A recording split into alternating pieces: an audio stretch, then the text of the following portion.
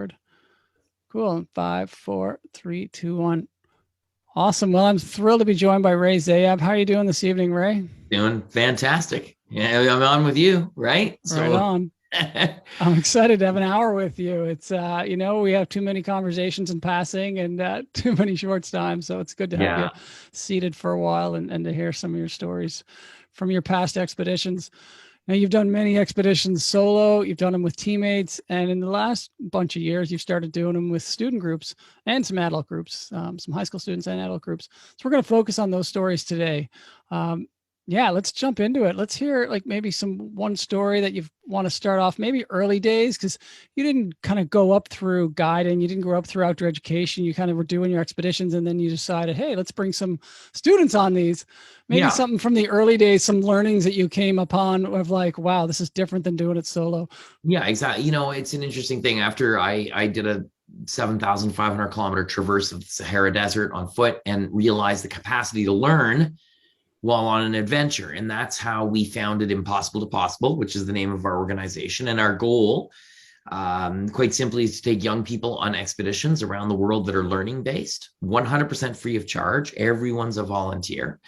We are into it because we're passionate about it. We're passionate about connecting young people with wild and amazing places, but letting them, as you know, learn through adventure how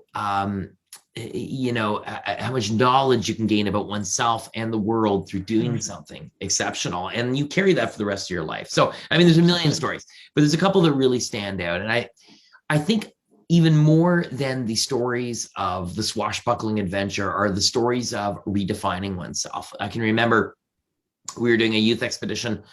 It was 2010, early days, a few years into it. And we had a group of youth running across the Bolivian Altiplano, which is the largest expanse of salt on the planet. Right. It's a huge area, right? NASA calibrates their satellites there. It's an area so big and flat, right? So it's incredible. Is it a salt lake or is it like just a salt? It's a lake, is it? It's a salt lake. I believe it's a salt lake, but maybe it redefines itself. But it's just, it's massive. And as a matter of fact, when you're in the center of this thing, you've probably seen photos of this where there'll be like a Land Cruiser crossing it. And if you are sitting there, it looks like your vehicle's floating on top of 50 meters of water, but the water's only an inch deep. Right. It's an inch deep for 10K that way, 10K that way. It just makes a mirror, a perfect mirror. And it's only that deep because it's perfectly flat, perfectly flat. So we were conducting chemistry experiments on this expedition. And so it was the International Year of Chemistry. That was the mandate of the expedition, was to use the expedition as a way to teach that, the subject of chemistry. And so our youth ambassadors would run 20, 30 kilometers a day, gathering salt samples and mineral samples as they'd make their way. And then later in the day, each of the 6 days that they were on the Altiplano, they would provide our team of professors and educators with the salt samples. They'd conduct chemistry experiments. Schools from around the world would patch in live by satellite, and we'd all be doing chemistry experiments, right? And this kind of thing. It was more than just chemistry experiments, but that's sort of how it went down. Just I'm going to interrupt you a bunch just to let you know. But so where are you running? You're not running in the water. No, so we drove past the water section. Okay. Where that awesome Land Cruiser or whatever shot. Okay, so of this whole lake, a part of it has water, not there's part. It changes every year. Right. It's kind of big puddles. Yeah, exactly.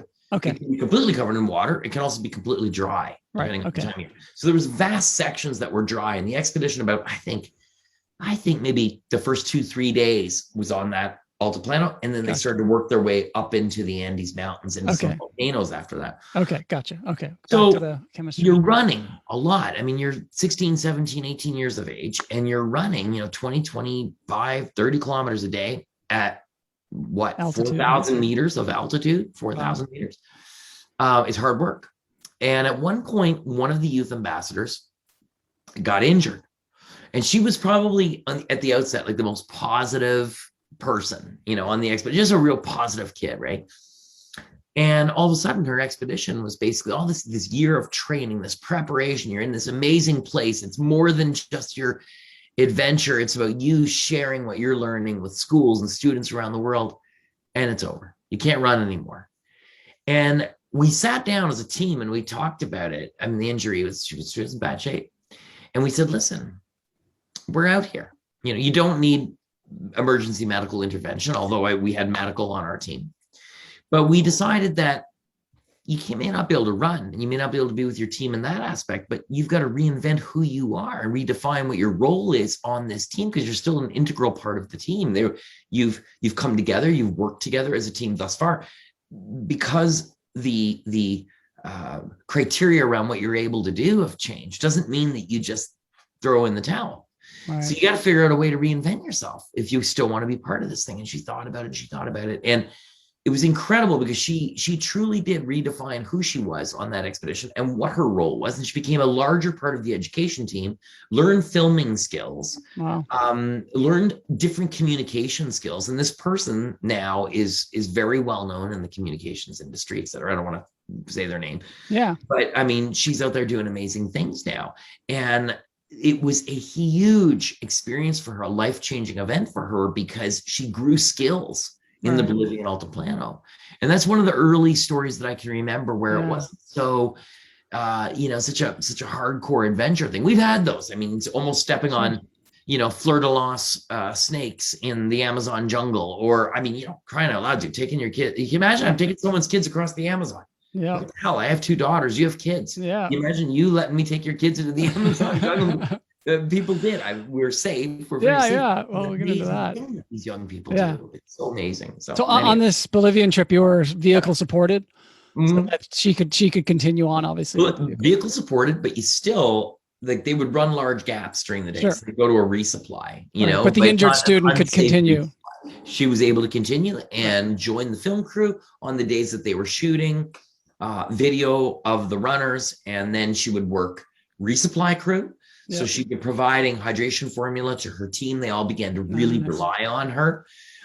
She was working in education much more. She became sort of a front person on a lot of the educational material, because she was very engaged with it and engaged with our education team, learning different things that you wouldn't have learned and done had the thing not happened. Right. Yeah. Awesome. Yeah. Did you come up with that pretty quick of like, how are we going to do this? We got to switch this around, or was that like, well, it's like, being on evolved itself. You're on expedition. You have to make decisions lightning quick. Yeah. When you're in these high stress situations and you're out there doing these things, it's not like you have to actually think about it. Things percolate very quickly. Yeah. It's much different than being at home, where things can sometimes go into slow motion, like bad internet connection we had a little while ago, right? So it all depends on the situation you're in. But I think the pandemic has proven that. We have the capacity to rise to enormous challenges, as we have in developing a vaccine in 1 year. Sure. Yeah. Human beings can do amazing things. We adapt fantastic under stress. Yeah. Let's talk about your trips in the Amazon. What are some of the hardest challenges there? Is it we've had some other stories on nose courses in the Amazon, and we've heard it from the bugs and all the other animals that are down there, including a jaguar encounter. What was your experience in the Amazon with students different than, the other environments you're in? Yeah, it's a good question. We've been to the Peruvian Amazon and the Brazilian Amazon on youth expeditions. I had been to the Amazon ultra running before, so I knew what to expect in the specific area. The person who's handling my logistics in the Amazon and the Brazilian Amazon expedition was one of my best friends. So I trusted her judgment on everything that we were doing. I would say the most difficult part was terrain, because these youth ambassadors on the Brazil expedition. This is on foot? This is on foot. I was just going to get to that. It's not a canoeing trip. Everybody goes on boats in Amazon. Who goes on foot to the Amazon? Yeah, exactly. So they're hacking their way through jungle. So you're stealing my punchline from me. So they're hacking their way through the jungle, and on jungle track that it grows in basically overnight, right? Yeah. And so everything around you is alive. And when you're in the jungle, we camped on boats, but we would do sort of like you could picture almost like a daisy chain. We daisy chained our way through the jungle. So you were supported by boat? No, we were not supported by boat. So we'd leave the boat in the morning and then head up on the beach, sometimes do an overnight. And we overnighted one night in the jungle, overnighted in a community, an indigenous community another night. But most days of I can't remember how many days we were out there, 7, 8 days, you would run out a loop through the jungle, huge trail, 6, 7 hours, work your way maybe through a community, come back out to the boat. And the boat would be downriver waiting, right? And so the youth ambassadors had to be somewhat self-sufficient during the day, and then rely on communities for resupply.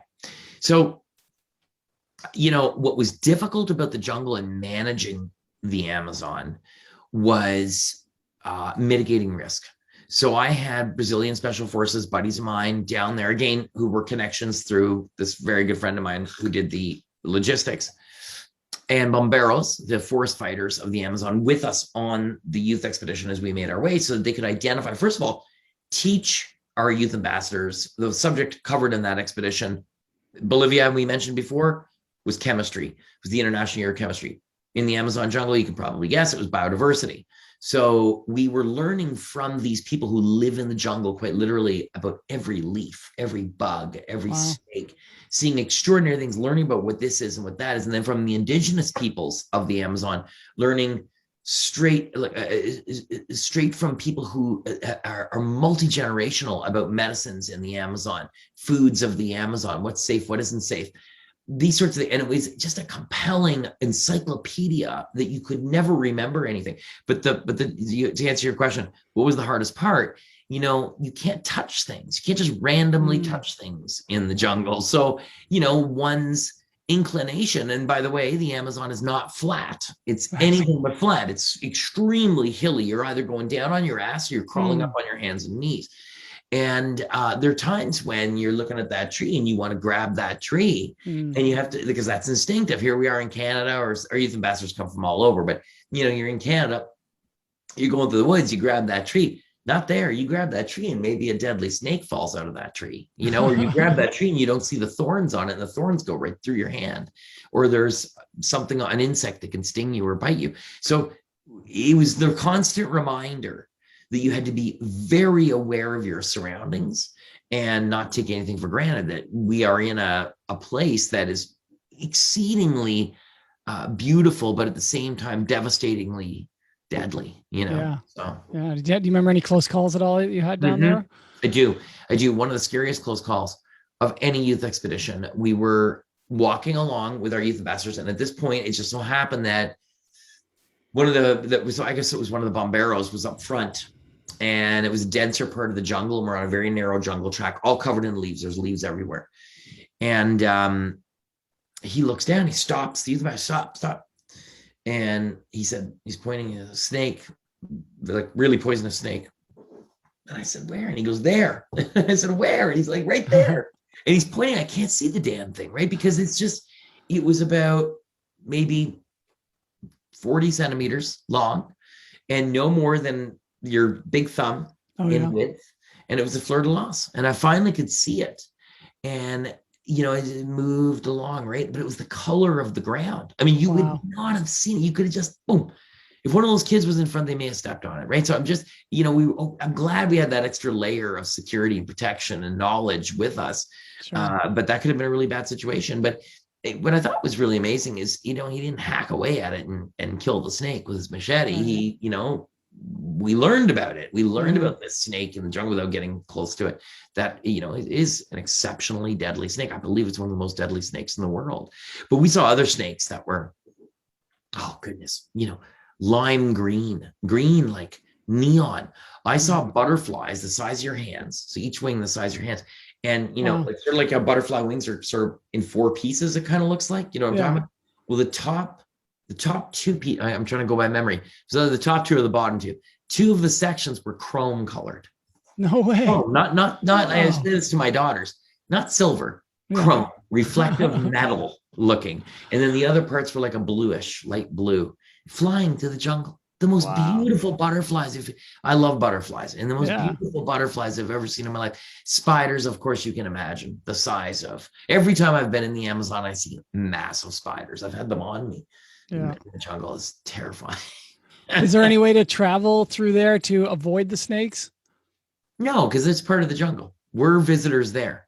Sure. This is the snakes' territory. It's like when I go to the Arctic on Arctic expeditions, I'm in the land of the polar bear. This is not for me to be here. This is me to visit here. Yeah. If the polar bear says it's okay. You know what I'm saying? Like, it's the kingdom of the polar bear. It's the same thing with, you're in the jungle.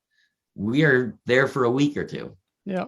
Yeah. Well, let's talk about the Arctic. And I know you've had some students up there. What was your experience like up there? you have any polar encounters, or just the cold that was the biggest factor? The youth expedition, we've had 2 youth expeditions visit Nunavut. When we went to Kikik-Tarjuak with our youth ambassadors in 2009, they trekked across the Ikshik Pass, traditional way of crossing Baffin. That was in the summer, right? It was a summer, like September. We call it a summer crossing, but it was September. Yeah. We call it a summer crossing, though. Which is late fall up there. Yeah, it's late. It is. And, it's just safer travel because the rivers are lower. It's exceedingly beautiful, exceedingly dangerous place. And if you don't know what you're doing, things can get out of hand really quick. And so river crossings are the greatest hazard, and collapsing glacial moraines are a very big hazard. So passing through with our youth ambassadors, that was another time. We had a couple of youth ambassadors that were like, no, I'm not going to make it. You got to call a helicopter. And if you know this area, it's one way in by boat, and you get picked up by boat on the other side, and no one's calling a helicopter unless it's an emergency, right? Mm-hmm. This was not an emergency. So it's sitting down and having those conversations where, look at, this is hard and it's difficult, but you can do this. I mean, if it is up to you, but you can do this, and we can lighten your pack. We can lighten your pack for the day. We can do all these things. We can work together. And I do believe on that expedition, we did lighten pack for a day. And when that young person finished that expedition, dude, it was like the greatest thing. They achieved something so extraordinary because in their depths of wanting to give in and give up, they didn't. They had no choice. So they didn't. They kept going. And through the tears and everything else. And then as we got closer on the other side, as in the first half was done, they started to see the light at the end of the tunnel, and then they were compelled. They drew themselves to the finish. Yeah. Wow. I want to ask you more almost as a leader, instructor, and as a solo expeditioner, athlete. How do you find, you do some challenging stuff with partners and with students, but you also do some stuff solo. And I'm just, asking this almost out of selfishness, because I find that when I'm doing doing solo stuff so much harder, because it's like, I've got no one to worry about besides me. I got no one. And you find that harder. Yeah. Because it's like the exact opposite. I find it tremendously easy. Yeah. To be with myself for extended periods of time and talk to myself and, start to. All you got to worry about is you. Yeah. So I find it actually easier. I find it more compelling to do things with other people. So I've done both solo expeditions. If we're talking about my personal expeditions, solo expeditions, and I've done expeditions with teammates. And I have to tell you, I am in some pretty extraordinary places that are very remote, that may never be, we're there sometimes for the first time.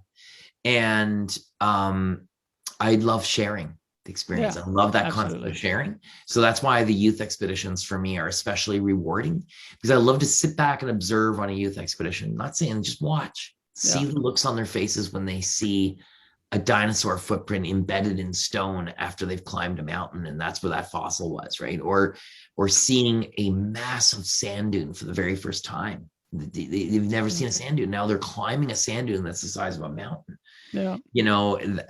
Or like the Baffin story, seeing them complete. So I love accompanying people to see those things, Yeah. I find when I'm leading other groups, it's the focus, my pain, I don't feel it because it's all about them and I just focus on them. But when I'm by myself, it's like, oh, now I feel this because I have no one else to focus on. I'm thinking of my like ultra runs and things like that. Yeah.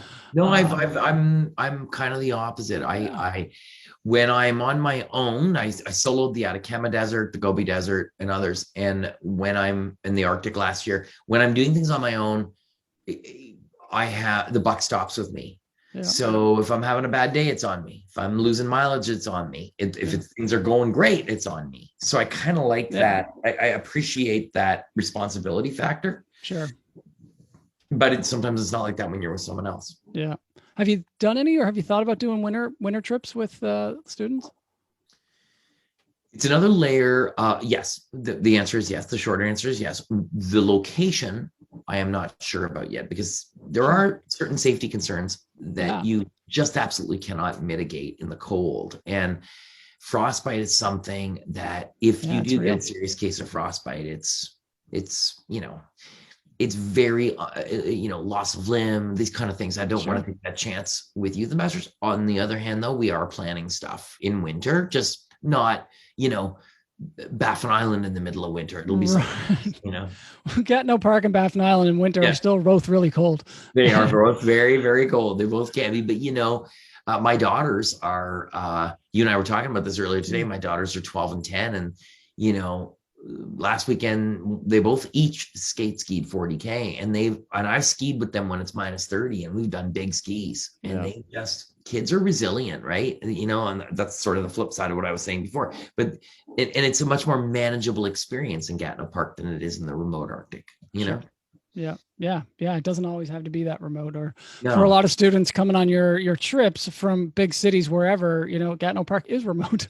Exactly. Or an hour's drive north of Gatineau, wherever. Exactly. Yeah. You're absolutely right. Yeah. It doesn't, and it's a bit cheaper to get there. Mm-hmm. Yeah. A little bit. Yeah. So where have you been? You talking about the sand dunes with the students. Where have you been? Have you been in Africa with them, or was that other? Yeah. We took a group of youth ambassadors to Tunisia, in 2010. I believe that was 2010. And we were studying water and the preciousness of that resource, right? To obviously North Africa. And just, I'm watching the stuff right now in the news about our First Nations and Indigenous peoples and the lack of clean water, and it's driving me crazy. But anyhow, so being in Tunisia in a place like that and learning about how vital a resource it is for survival, and juxtaposing that beside them running in intense extreme heat in the desert through these massive sand dunes, and them running dry and getting chronically dehydrated up there. And it's like, yeah, guys, this is what chronic dehydration is. Imagine if every single day you knew where every clean drop came from, right? So it's an appreciation of water. So that's where they were in that one. But we've been in other areas, like in Rajasthan, close to the Pakistani border in the Sahara Desert. We took a group of youth ambassadors there. There's some decent sized dunes there as well. And Death Valley, we did a youth expedition there many years ago. And one of the sections that they did, that was a staged youth expedition. So like spokes on a wheel, they would go out and learn something about that national park and come back to a central camp. And so they crossed the dunes, as everyone does when you go to Death Valley. But lots of dunes. Is there an expedition that sticks out as the most challenging, or a part of an expedition with students that sticks out as like, this was the most epic adventure because of whatever? I mean, look at the Amazon expeditions were for sure very epic. Botswana was a pretty tough one. I have to say, this is going to surprise you. I think one of the hardest ones we did with a group of youth ambassadors were every time a team is selected, they have different selection criteria, things that they're looking for in the youth ambassadors. It could be skills. I'm not on the selection committee, but it could be something like, are you a runner? How involved are you in your community? And they're not questions to trick anyone, but the questions to really sort of get a feel if you're the right fit for that style of expedition. Right. We did an expedition, and it would seem so mundane and simple. We hiked the Lost Coast Trail in Northern California, which is part of the PCT. Right. And youth ambassadors had to carry all of their supplies. I think they were in teams of 2. They had to split their tent. They had to carry their food, everything, for a week of hiking. And when they started out, their packs were heavy, like really heavy, and big mountains if you've been out that way, and difficult trail. So you're dodging Sasquatches and Bigfoots, right? And you're, at the same time trying to huff these big packs up these mountains. That was an exceptionally difficult trip. I remember it being a very physical trip. And there was almost like I don't want to say a dread every morning when they'd wake up, but you could see it come over them like, oh my gosh, again, but then midday they'd get through it. And it doesn't sound that romantically extravagant and dangerous as the Peruvian Amazon or the Brazilian Amazon, but it was, I'd say, as from a perspective of us as logistics, one of the most difficult to do. Oh, really? Even logistic wise? Yeah, no cell phone reception, extremely remote. We're used to using satellite and everything else, but we carried everything, the satellite gear, everything. We were completely self-contained, as we were on Baffin Island in 2009 and other ones. But it was very hard to get to start. Yeah. And then pickup was a long way back as well. So it was tough. Yeah. Wow. It's Yeah. yeah, it can be a shock for those folks when, no matter how much training they've done before they come, and then it's like day one, okay, here's your pack. And they put it on. Can I have a couple people help me put this on, please? Yeah. I mean, it's crazy. You build the strength throughout it, but it's crazy. Yeah, absolutely. Yeah. It's you want to be eating your food pretty quick so you can pack a little lighter. Exactly. Yeah. Right on. I'm surprised you aren't involved in the selection of these people, seeing you're the one that's leading them, going to be with them. Yeah, you'd think, but I mean, I think that my expeditions are what acquire most of the funding and the sponsorship. Yeah. So I felt that it needed to be not me selecting, and my team agreed. And our executive director and co-founder, Bob Cox, is the co-founder. And, we started it together, and my wife, Kathy, because, I not that I would ever pick a favorite or pick someone over someone else, but just to keep it as clean as possible. It's always something we've tried to do. Yeah. Right on. Are there a spot that you haven't gone with students that you're like, this spot would be awesome to take a group that sticks out?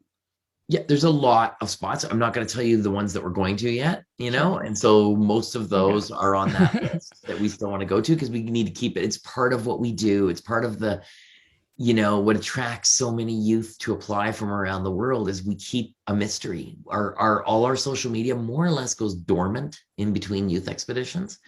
And we do have, we cast a fairly wide net. And when it's time to start talking about the next youth expedition, we start talking about it, builds excitement, and I will tell you that because it didn't happen and we were putting it out there that we were on our way, but because of COVID, we were last fall supposed to go into Charlevoix and hike the Charlevoix Traverse. Where's that? In Bay St. Paul. Okay.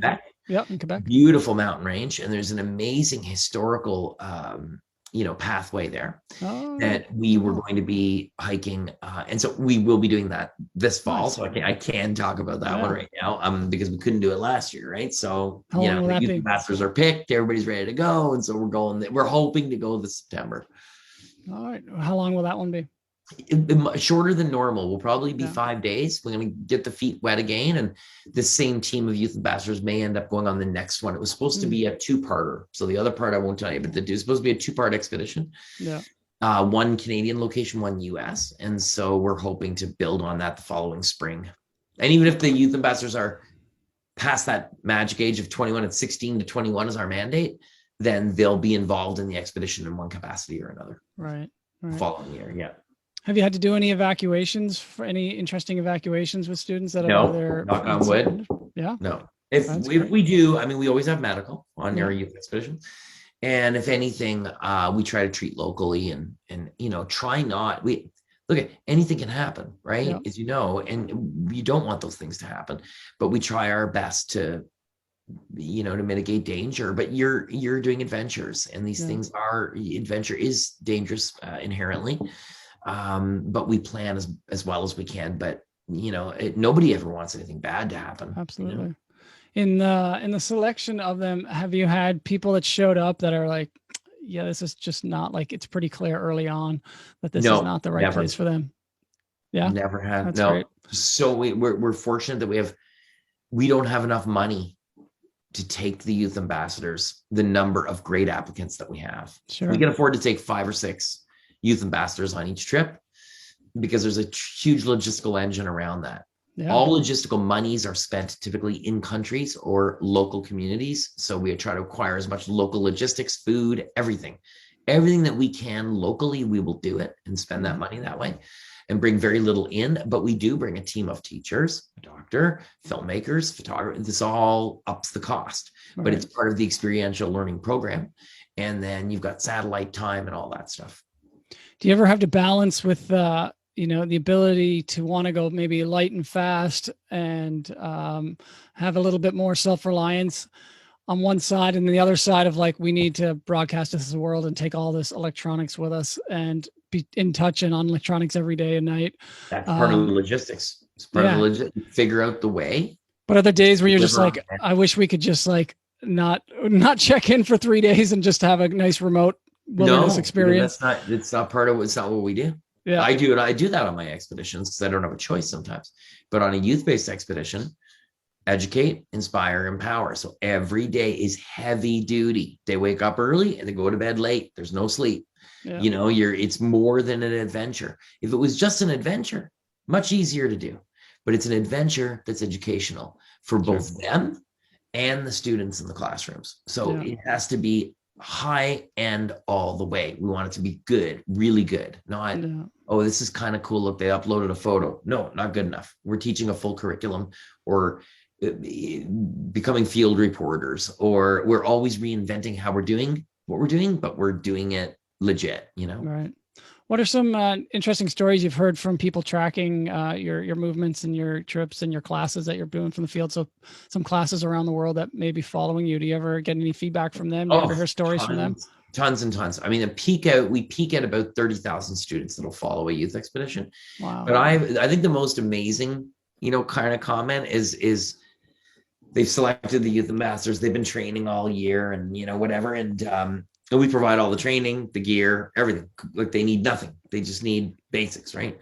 And even the running shoes, we provide everything that they need. If they can run in their favorite pair of shoes, if they have a pair of shoes, which normally they will have shoes, but if they need shoes, we'll get them the shoes. So I've been on youth expeditions where, there's the campfire chats, right? And we'll be sitting around and also, how did you hear about Impossible to Possible? I followed one of the youth expeditions 8 years ago. And I was in middle school, and it hit me that I wanted to do this someday. Can you imagine? And they hung on that long until they were the right age. Yeah. And they somehow get selected. I've had crazy things happen too. Our babysitter, former babysitter from when my girls were little, 10 years ago, my babysitter in Chelsea. So we have this selection committee, as I said, they're in Los Angeles, and they're from other youth ambassadors, that have been on expeditions before, become part of the selection. Oh, okay.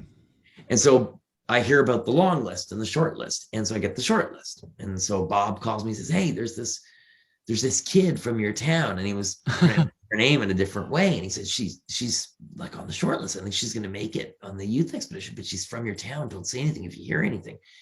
And I said, what's her name? And he told me, and I'm like, oh, I don't know that person. I've never even heard that name before. And so I'm telling Kathy, I said, oh, Bob told me that there's this kid named so-and-so that is probably going on the youth expedition. And she said, are you sure he didn't say it this way? And I said, no. And he goes, dude. And it was our babysitter, right? Right. So I find out that this kid had applied.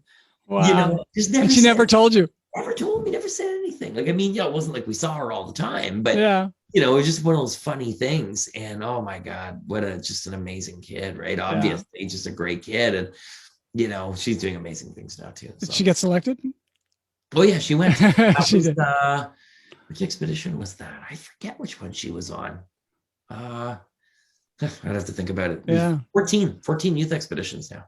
14. Wow. I didn't know there was that many. Yeah. Have you had managed any worried parents? Do you ever talk to them? Is it the selection committee talking to parents? Have you had any we've had parent interactions that are memorable? Well, I would say we've had parents that, we had a youth expedition planned to Ethiopia 2 years in a row. We had to cancel. I can't remember the order specifically, but there was the 1 year safety Airlines. Well, yeah, and Ethiopian Airlines, there was the disaster. So out of an abundance of caution and respect and everything else, we just felt that it wasn't, the time to be going and doing something like that. And it was right around that time. And then the other time there was a political instability. I believe there was something going on in government over there. And in the region that we were going to be visiting, it was like, maybe not the best time. Jordan. Right when we went to Tunisia, right around that time, we were going to be studying the birth of civilization, the birthplace of modern civilization, like commerce and all of these things, and the trade. Not that it was the original depot of commerce in the planet, but there's a rich history there in Petra of commerce, and so. But at the time, it was it was looking like it was leaning more to potentially unstable. I think that was around 09, 010, 11 in that range, maybe even more. Syria was taken off then. Yeah. And so we just decided to pull the plug. And so there have been times when, parents would be genuinely concerned about that and contact us. And we would say, we're watching the situation. If we feel we need to cancel, we will. And we've had to. And those are really hard calls to make when you have to cancel the trips, because monies many times have been spent. You know? What are the maybe the top 4 things you look for in a place to take a student expedition? Well, number one would be logistics. People that we know, being in places where we have a human connection to the land and to the place and to the culture, friends and family that we consider family, friends that we consider family in these places, sometimes family that we have in these places, that can make the experience that much richer. I guess that's a close second, or even interchangeable as a first place tie, would be the curriculum in contrast to the location. So what are we talking about these days? Well, when it was the International Year of Biodiversity, it was abundantly clear to us we were studying biodiversity this year. Where are we going? Okay, are we going to Central America? Are we going to go to there's many locations we could have gone, but timing was everything. And my friends in Brazil, I was in constant communications with them on other things, and they said, hey, why don't you come here? This is one of the most biodiverse regions. This region in particular, we were near the Tapajos River, where the Tapajos and the Amazon River meet. So pretty much central Amazon. And they said, come here, we'll make it something amazing. And so there you go. Right. So it's typically a little bit of magic also that, works at times. Yeah. Are you going for the wilderness aspect of the location, or is that not as important as, say, the curriculum? The curriculum drives the wilderness aspect, but by virtue of it being an adventure, we want it to be an extraordinary adventure. So, I remember taking a group of youth ambassadors into Botswana, and what were they learning about on that one? Geez, dude, I've just drawn a blank. It might've been agriculture. I'm not sure. I can't remember. But anyhow, we spent time in different regions, and I think it was like the last night at last camp was in one of the national parks, massive area, national reserve, I guess. And we just so happened to be driving, with our guides. We were driving by, and there was a lioness near a tree. And he said, whoa. So everybody stopped. He said, she's hunting. Wow. We sat there in the vehicles. Nobody made a sound. The lion was oblivious to us, laser focused on like a little, jackal? No, it was like an ibex, but a tiny little, I forget, the name escapes me. They're all over Namibia. I saw them when I ran across the Atacama Desert, and I remember seeing them there all the time. The baby ones are so cute. Oh my God. Well, the lion was focused on this baby one, and like one paw after another, and right in front of these youth ambassadors, it was like National Geographic comes to life, right? And they're watching the lion, attack attack the prey and catch, and then feed on this animal. It was crazy. But those are experiences that that was driven by the wildlife, right? So it was like, we're going to Botswana. This it was about whatever the subject matter was, and forgive me because I forget, but the wildlife was critical to that. And then we got the absolute mega wildlife dose on that one. Right. Absolutely. So where do you see these ambassador trips going in terms of, do you see adding more and more each year? Do you see them happening without potentially you on it as the leader? Is it going to grow exponentially, or do you want to keep it tight and small and have you lead every single one?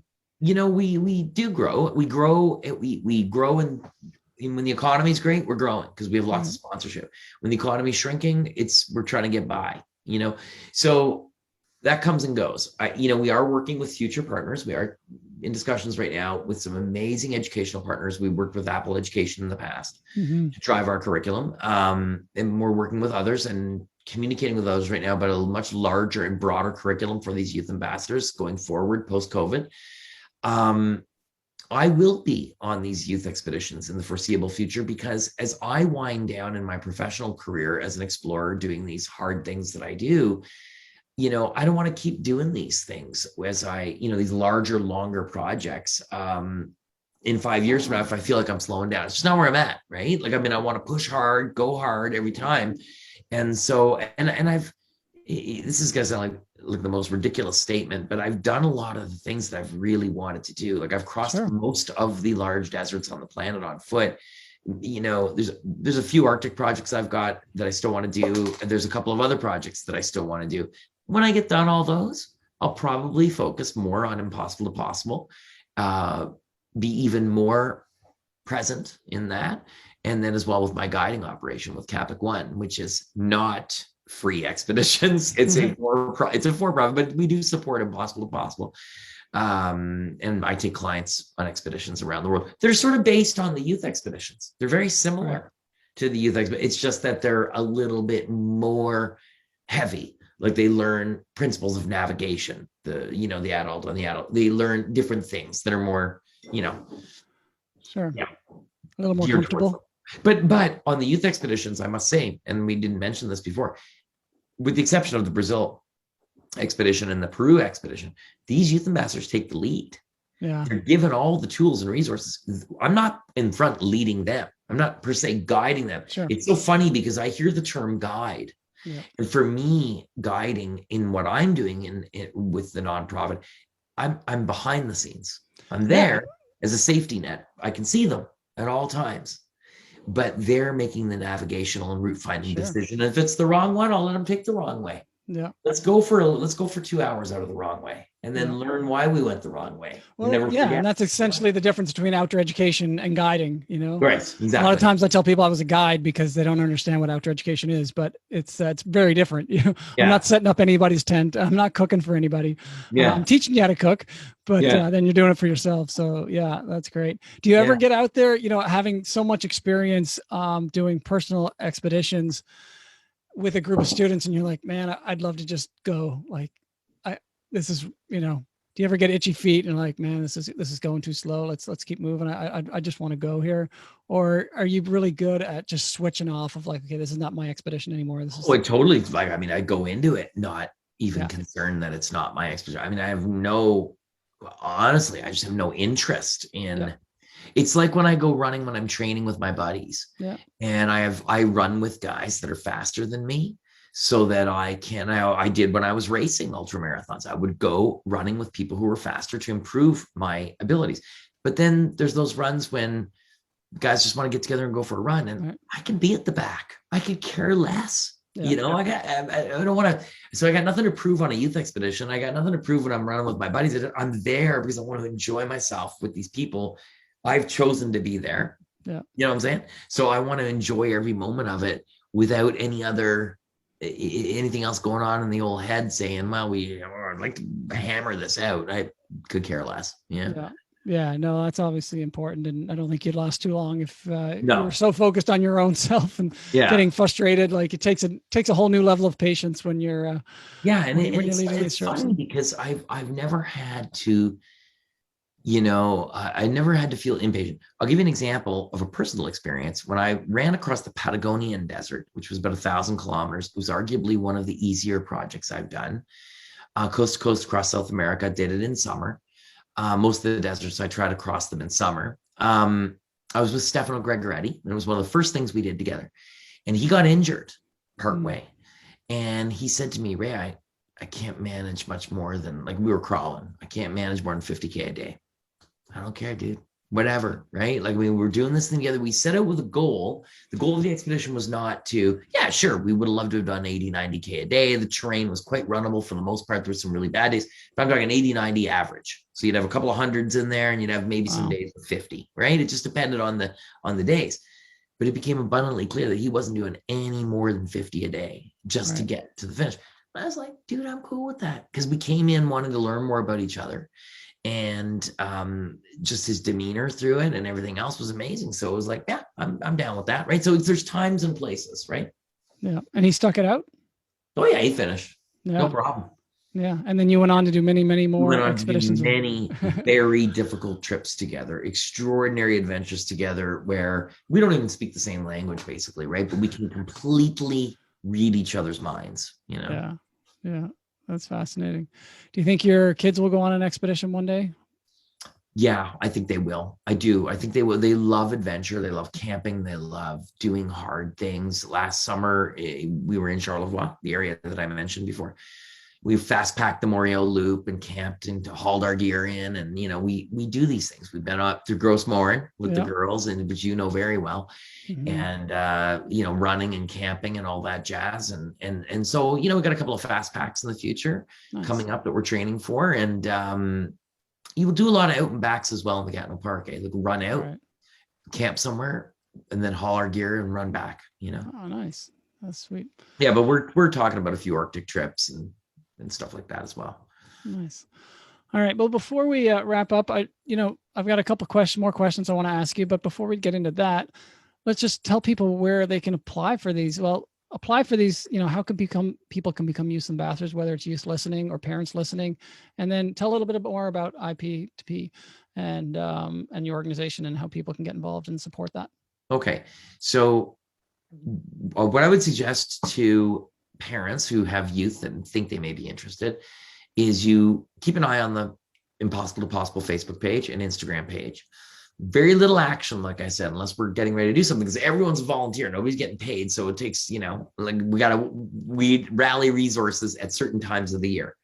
So turn on your notifications, and then we will make an announcement at some point. Now, youth ambassadors have been selected for this year, but for the following year, probably they'll be selected in January of 2022. And the call to action will go out, and you'll have a specific period of time. I think it's 4 or 5 weeks to fill out application form. And then they do the selection from there. Impossible2Possible.com. So impossible, the number 2, possible.com. And then if you're interested in going on a trip yourself, it's kapik1.com, KAPIK1.com. And so we can talk about that too. Yeah. We're actually already full for the fall. If we can travel, it's ridiculous. What trip are you offering this fall? What trip is on the dock for the fall? Well, we have a couple going to the Atacama Desert in Chile. And if things open up in Ayuitik in Nunavut in September, we'll be there as well. Wow. It's going to keep you busy for sure. Yeah. That's the 3 big trips in the fall. Yeah. Wow. And then I understand this year, finish off about the adult trips. How do people? That's the adult ones that I was just talking about. Okay. And so those are Atacama Desert. There's 2 in November, and then Ayuitik in late fall, if we're able to go. COVID, of course, will determine if we are. And I've got a couple of expeditions of my own coming up, but again, don't want to jinx, knock on wood. But ask me about that next time.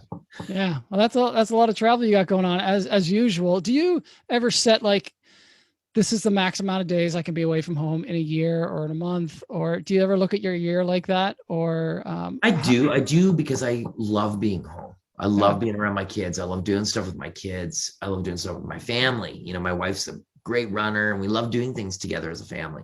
So those are the adventures I love the most. So, even when the kids are melting down, 5 minutes later when they're not, you forgot that they've melted down, right? Sure. So I plan, first of all, the stuff that I'm going to do with family, and then I determine what the rest of my year looks like. But I'm very efficient in my travel and try to be. So I go and come back with the shortest window possible.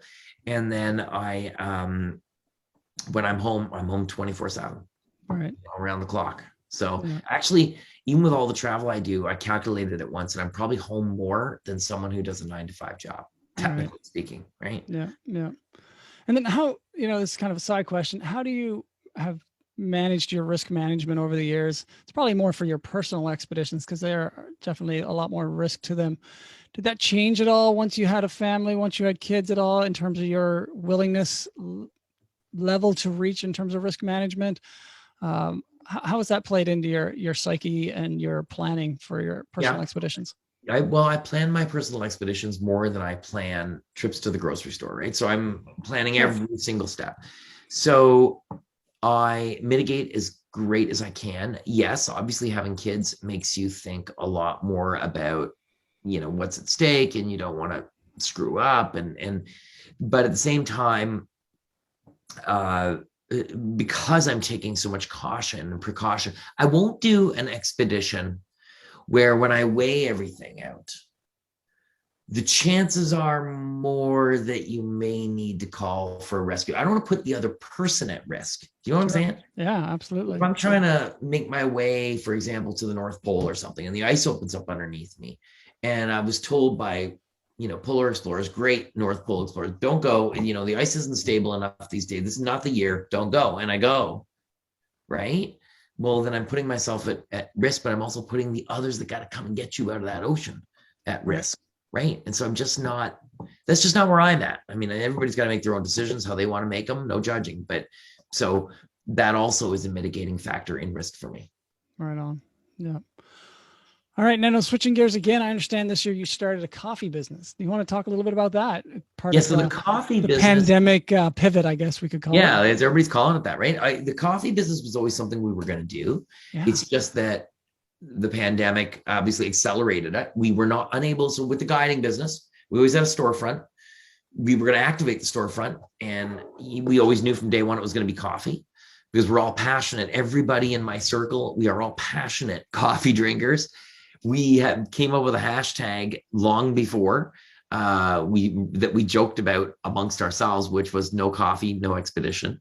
So I mean, we're that, I will sacrifice weight on an Arctic expedition. I will take less food so that I can bring a Bodum and fresh coffee. Like, I gotta have good coffee. So we said we're going to build some roasts around this concept of adventure and coffee, and it's going to be what we offer on our storefront on our Capic One guiding site. And it has really taken off. People are loving the roasts. Each roast is a labor of love. They have taken months and months and months to develop. And it's time that we were able to spend because we weren't guiding, because we weren't able to travel. So we said, all right, now's the time. Let's do this thing. And it's just growing into something all on its own, and it continues to grow. So who are you working with? I assume you're working with some kind of a grower. We work with a roaster. We work with roasters, and the roasters work with farmers, and some of our beans are single farmer sourced.